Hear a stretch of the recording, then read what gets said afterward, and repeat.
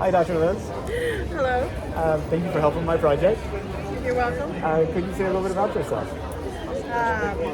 Well, gosh, my name is Zorik as a Klingon. Oh, wow. I'm a teacher at Bel Air High School at the moment. I teach AP Environmental Science and have taught AP Biology for many years.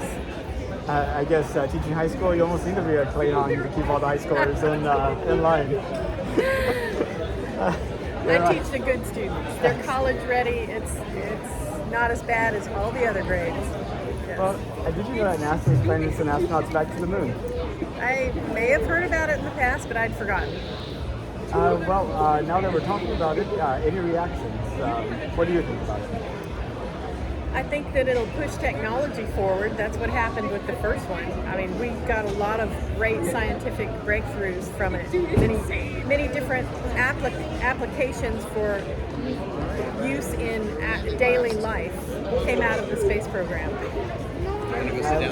When you think about the next 200 years of development, at the end of that time, do you think humans are still only on the Earth making these little short trips to places? Or do you think by that point we've actually expanded to include places beyond Earth, like having people attending Comic-Cons on the moon and Mars and big space cities and stuff like that? Wow, that's a tough question to foretell the future.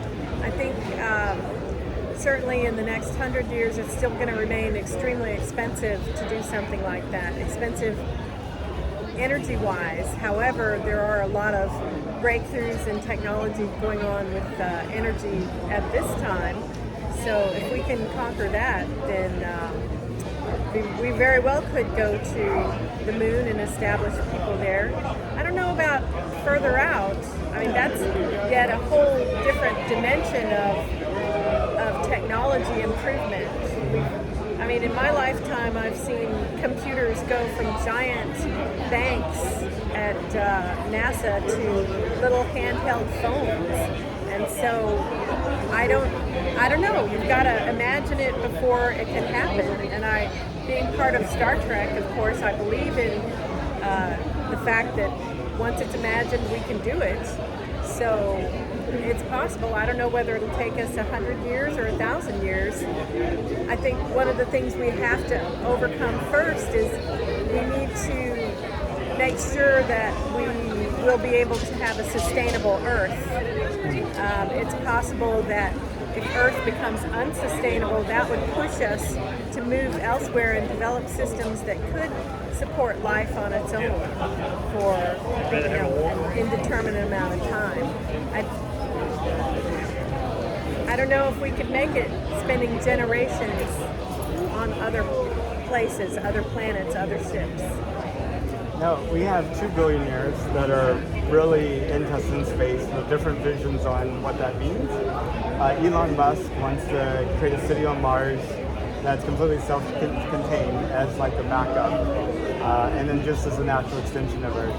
And then Jeff Bezos wants to develop space to move all those Earth-harming activities off of the Earth, like mining, energy production, manufacturing, heavy industry, and really preserve Earth just for life. I was wondering if either one of these visions appealed to you more, or Yeah, I actually got those at home. I hadn't heard them clearly said that way, but the idea of putting a sustainable colony on Mars, the complexity of the system here at Earth, I don't think could be duplicated. If they could make a simpler system, then it might be viable. But if you look at the complexity of just a human body, we have more bacteria cells in our body than we have our own cells. Wow. And there are, hundreds of different species of bacteria helping you digest things and keeping you healthy.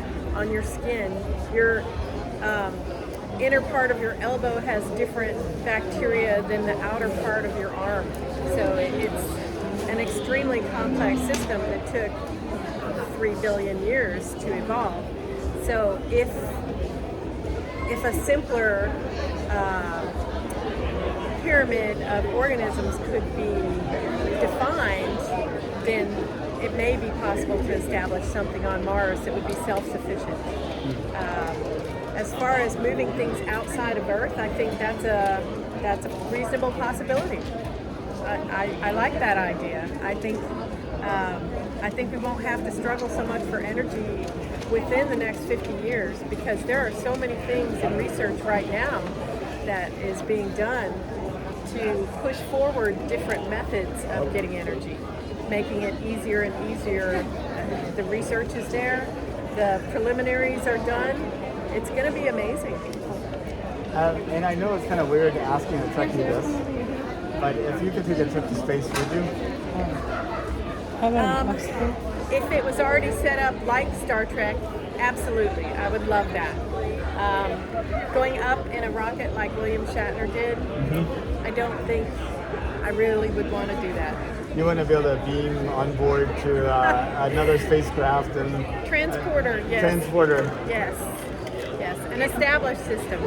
But as far as going up in a rocket, I think I'm getting old enough that I can't imagine a 90-year-old man doing it. He must be stouter than I am, for sure. Well, as I approach 90, I can imagine a 90-year-old man not being able to do it. So I'm hoping maybe it becomes a more common.